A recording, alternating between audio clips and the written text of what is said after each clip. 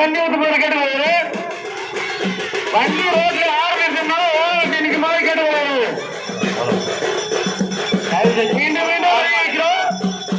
அங்கங்க இருக்கும் போது ரோட்ல தண்ணி ஊத்து மாதிரி கேட்டு அவங்க வீட்டு வாசம் முன்னாடி எல்லாரும் தண்ணி ஊத்துங்க. அளவு வரப்போகுது, எல்லாரும் தண்ணி ஊத்துங்க. அளவு வந்துட்டு முன்னாடி வருது, தண்ணி ஊத்துங்க.